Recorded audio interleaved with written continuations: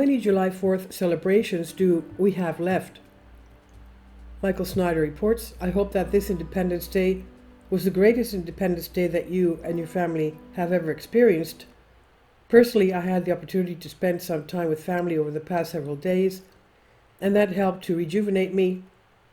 We should be thankful for times like this because we will not always have them. In fact, at the rate that America is falling, we may not have too many July 4th celebrations left. Just about every major decision that our leaders make is self-destructive, and if we stay on the road that we are currently on, our nation is not going to survive. So let us hope for some sort of a great awakening to happen soon, because the clock is ticking.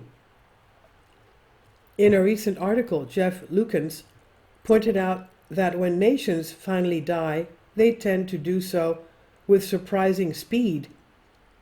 When nations die, he said, they do so with surprising speed. Ernest Hemingway made a similar observation when a person in his novel was asked how he went bankrupt, and his reply was, gradually, then suddenly. Nations are built upon classical values: perseverance, self-reliance, and honor. A great nation is one whose values have made it unusually prosperous. In its later days, the nation becomes hollowed out and burdened with a costly top-heavy government.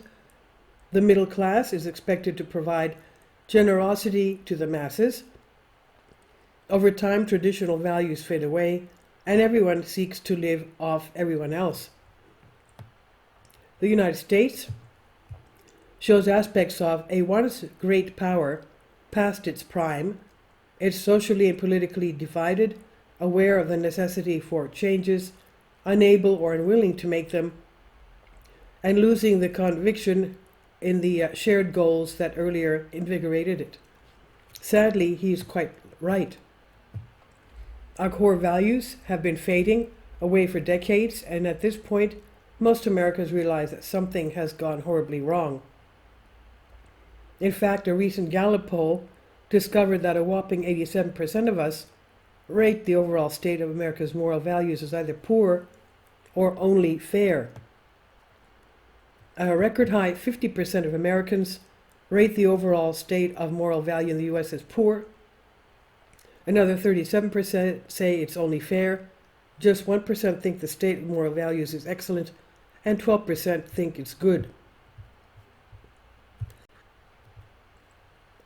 We know that we are deeply sick, but we don't have the willpower to turn things around. In addition to the moral decay that we all see around us, Americans are also losing faith in the things that are supposed to unite all of us as Americans. Another Gallup survey that was recently conducted found that only 29% of Democrats and only 33% of independents are extremely proud to be Americans at this point. Patriotism is in decline, and this is especially true among our young people. As a result, fewer and fewer of them want to serve in our all-volunteer military, and this is starting to cause major problems. Our all-volunteer force has been shrinking, and so if a major war were to erupt, we would likely see a draft be instituted.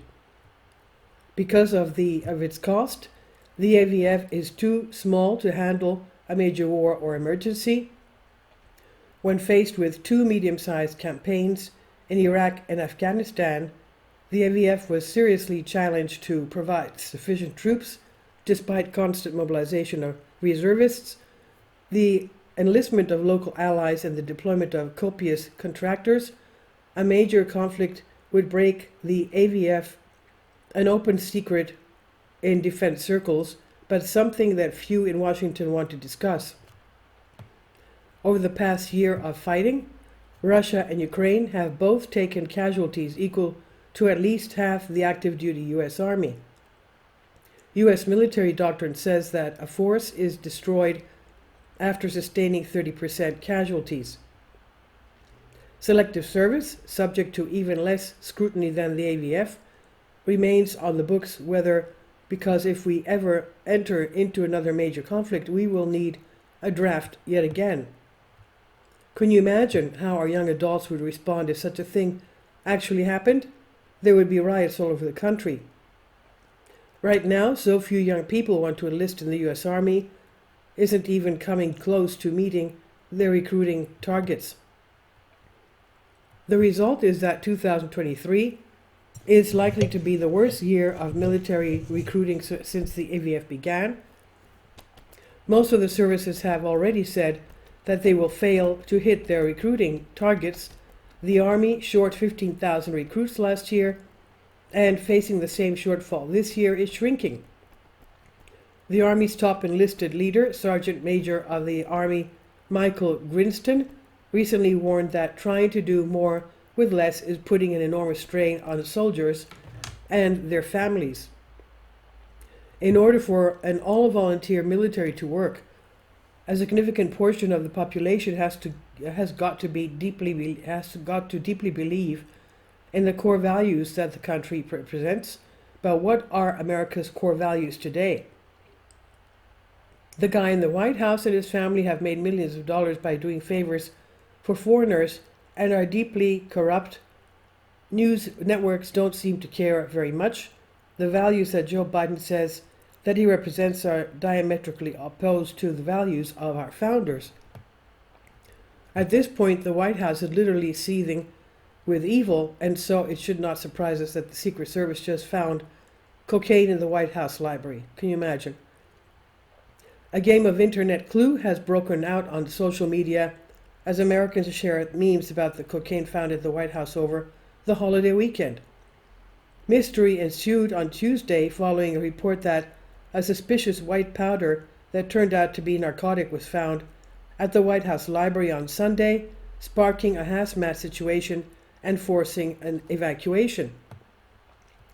The discovery came 2 days after recovering addict Hunter Biden, 52, was last seen at the White House, and internet trolls took joy in speculating on the culprit. During his lifetime, Hunter Biden has consumed mountains of cocaine, and so there is a lot of speculation that he was responsible for bringing it to the White House. Hopefully that's not true, because it would be really bad news if he was experiencing a relapse.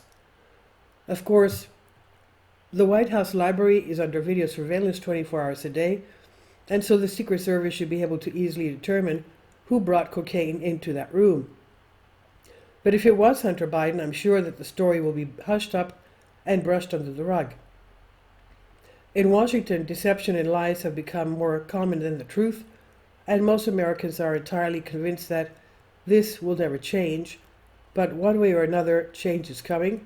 No government that hates the truth will stand for long.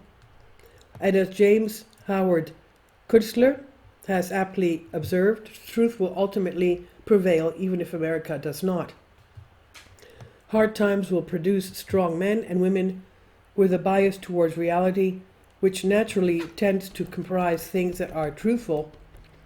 Untruth will be consigned back to its traditional category, evil. It will be shunned, as it should be. Nations come and go, and perhaps America as a federation of states united as one will go. Many of the self-evident truths that were born with her will remain to be honored one way or another in some region of this large landmass or another. Events await. Facing our time of dark uncertainty, we have a lot to think about this 4th of July, a very solemn holiday. We certainly do have a lot to think about. Time is running out. Will America wake up in time? And this is by Michael Snyder. He says about the author, my name is Michael. And my brand new book entitled End Times is now available on Amazon. In addition to my new book, I've written 6 other books available on Amazon, including 7-Year Apocalypse, Lost Prophecies of the Future of America, The Beginning of the End, and Living a Life That Really Matters, commissions earned. When you purchase any of these books, you help to support the work that I'm doing, and one way that you can help is by sending copies as gifts to family and friends. Time is short, and I need help getting these warnings into the hands of as many people as possible. I have also started a brand new Substack newsletter, and I encourage you to subscribe so you won't miss any of the latest updates. I've published thousands of articles on the Economic Collapse blog and of the American Dream and the most important news. And the articles that I published in those sites are republished on dozens of other prominent websites all over the globe. I always freely and happily allow others to republish my articles on their own websites, and I also ask that they include this about the author section with each article. The material contained in this article is for general information purposes only, and readers should consult licensed professionals before making any legal, business, financial, or health decisions. I encourage you to follow me on social media, Facebook and Twitter, and any way that you can share these articles with others is definitely a great help. These are such troubled times and people need hope. John 3:16 tells us about the hope that God has given us through Jesus Christ. For God so loved the world that he gave his only begotten Son, that whoever believeth in him should not perish but have everlasting life. If you have not already done so, I strongly urge you to invite Jesus Christ to be your Lord and Savior today. And this is on End of the American Dream by Michael Snyder. Please leave your comments and thank you for your support. Please support my Patreon account. The daily posts are 5 videos daily, and they are totally different from what I have on my YouTube channel. Thank you so much for your support and that you find all my content so interesting. You'll find the Patreon account details in the description box below.